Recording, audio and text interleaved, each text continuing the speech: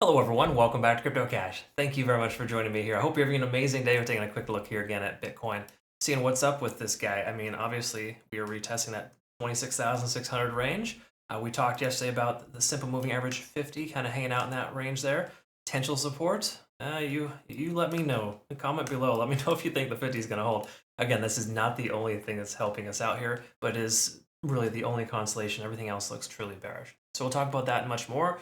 And if you're new to the channel, welcome aboard. Appreciate you jumping on in here and watching. If you do want to become a better trader, again, cryptocash.tech is a site. Link down below. Jump on over to our Discord, Telegram, and Twitter. And more important, if you want to become a better trader, jump on over to our premium account where we actually offer trade signals and, of course, an amazing community and trading library as well. Some awesome stuff. Got some good feedback here recently from my community members. But again, a nice little 33% from a PHP short and a render short as well, about 20%. Looking good there though in that sense.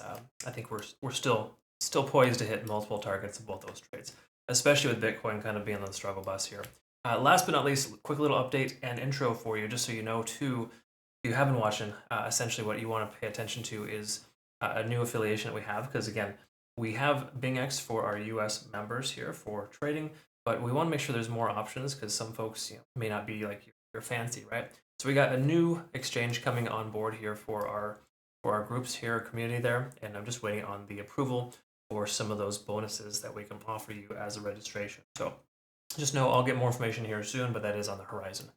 Looking forward to that as well, so I can get you guys more options here in the US. Obviously, that exchange is available in a lot of other countries too, but primarily the US is struggling for leverage. In truth, BingX at this point is one of the only exchanges that offers that. All right, so let's talk about this here. We discussed yesterday, we covered the weekly and the monthly yesterday, so we don't really need to review that. If you want to kind of brush up on that, watch my video from yesterday, of course. But what I want to touch on here today is just kind of a few key factors. We're going to jump into the backend data first and kind of understand that we're starting to see this disparity for longs versus shorts. And as we see much more longs entering the market, we're starting to get more support, but we're also increasing the amount of liquidity here, or more so liquidation that could occur at lower price points. So please understand that's somewhat of a positive sign, but it's also adverse as well, especially with fear and greed index kind of decreasing. The lower the number, the worse it gets. And in truth, here, whales are much more active. Big surprise. The price comes down, whales become active. It's just kind of the way that it goes. No surprise there. Standard stuff on the back end. Just something to quickly note, we do have new liquidation levels here at about 27,700. Those are where the shorts are hedged at. So if the price does spike up to 27.7, we could see a short squeeze. But more likely than not, we're going to continue to add to that liquidity here. We can see 25,600 as the strongest amount of most recent liquidation levels that we want to pay attention to. So we do get that candlewick sub 26,000.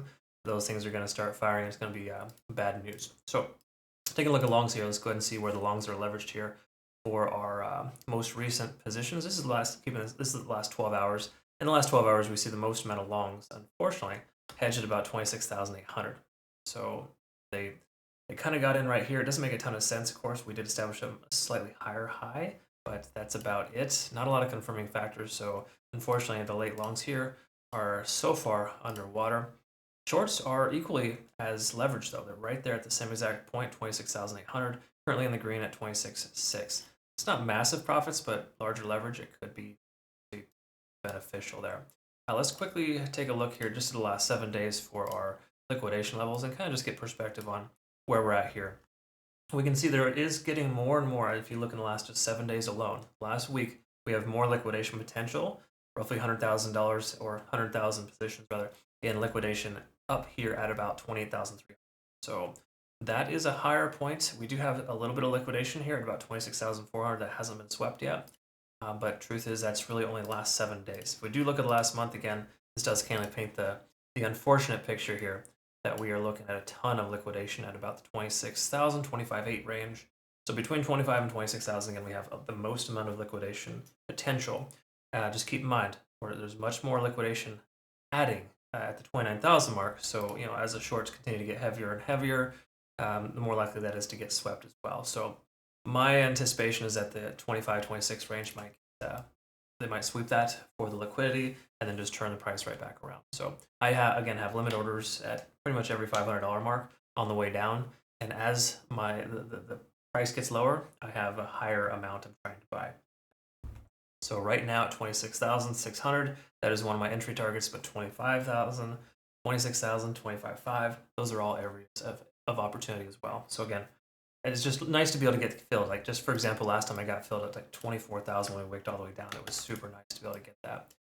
Or no, it was like 24,500, 25,000 right in that range is where I got filled. Super nice. Again, just some friendly advice. Make sure if you're adding to your spot position, your spot bag. If you're not, shame on you, by the way. But if you are, ensure that you set limit orders on the way down. And you might get filled, you may not. It's okay, but it's nice to know that you have that opportunity if it comes around. Okay, so 26,600. Let's talk about the RSI being under 50.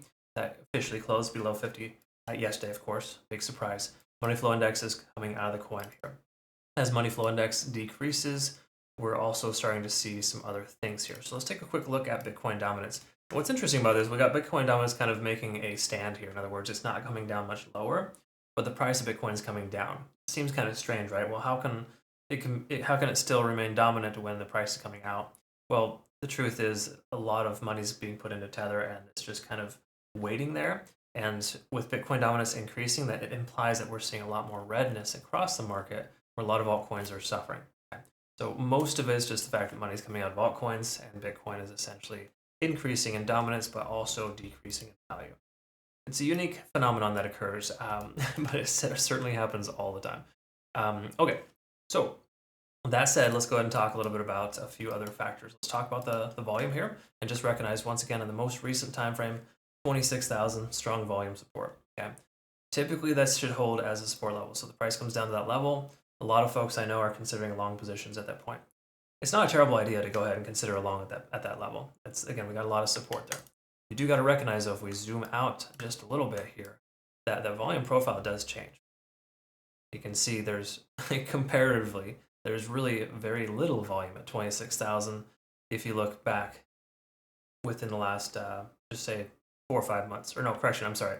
This is a long time. I'm sorry. What I meant to do is go from the beginning of the year. So let's look at the beginning of the year and make it a little bit easier here. We can see the most amount of volume since the year started is right there at about 23,000. Okay, so if you remember those days, 23,000 was a strong accumulation level, which leads me to believe if the price does come down here to 26 and we lose it, it could very well come on down to that 23,000 range. That makes a lot of sense considering where we're at here so far. So again, just bear in mind, volume is a pretty powerful indicator, kind of letting us know where key levels are. And while it is true that 26,000 is a support based on the most recent range, if you take a larger picture, there's a pretty big gap between 23 and 26,000. So just to be mindful, there is still a possibility the price will continue lower. Speaking of possibilities, we can see here 4-hour RSI keeps getting hit pretty hard there at that 30 level, and we're now sub 30. So you'd wonder, how much lower can it get? Well, it can definitely go a lot lower. So in truth, buying the dip at 30 on the RSI isn't always beneficial, but in its history, it can actually work out fairly well. So if we do look at Bitcoin here again recently, both times the RSI came below 30, you can see the price did recover inevitably in time.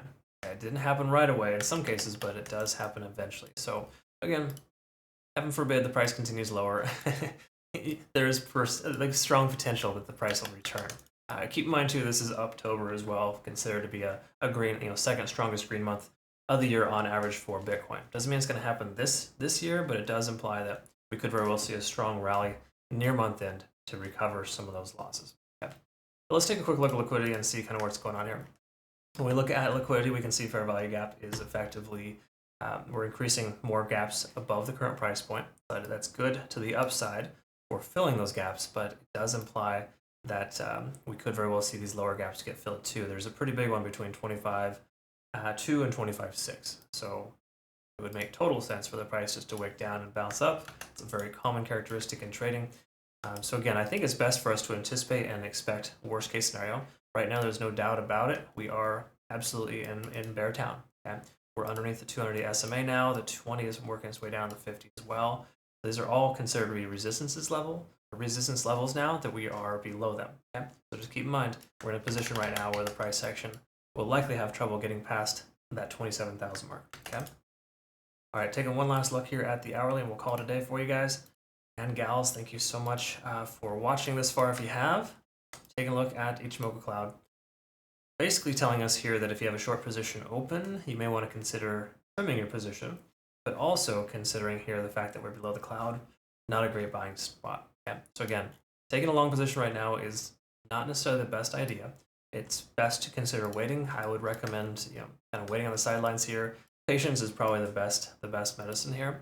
Again, dollar cost average is on your way down in your spot bag if you have one, but if you're not considering that, then it's best to wait for confirmation here. We'll see how 26,000 holds if it were to. But again, it certainly looks like it wants to continue to retest these lower lows. Small potential for a double bottom here, but I don't think we could expect that to happen. Not a lot of support here at about the 26.6 mark. We have a lot more support at 26,000 range. Okay.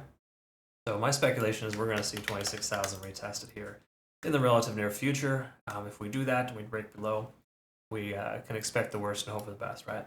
We'll continue to reevaluate and see, but it certainly doesn't look fantastic for Bitcoin right now. Not the greatest. I hope this made sense for you and I described it correctly. Please comment below, like, subscribe, and follow if you haven't already. And to those who've been watching me for over a couple years now, greatly appreciate it. I get some pretty good feedback in our Discord, so thanks again for that. And again, I do get a lot of questions too as far as premium. We do have a limited amount of spots available, so if you can register, obviously sooner the better. But the way to understand it is that we have trading groups, right, where I teach you how to trade. It's private videos on the back end. And there's also, of course, premium groups as well, where I basically share all of my trades with you. So again, trades like this, some of them might take a couple days, some might take a couple weeks. We're taking massive profits on our premium groups right now, so I'm super, super happy about that. And again, some really nice trades here too. Providence, well done. Absolutely nice. See, again, these are all cool things. We got to celebrate the small stuff and enjoy the time that we have, because again, cryptocurrency is a crazy, crazy market, and it's important to have fun if you can, right? Try not to get too stressed. All right, thanks again for watching. I'm sorry, I ranted there for a little bit longer than I expected. Have a good rest of your day. We'll see you in the next one. Take care.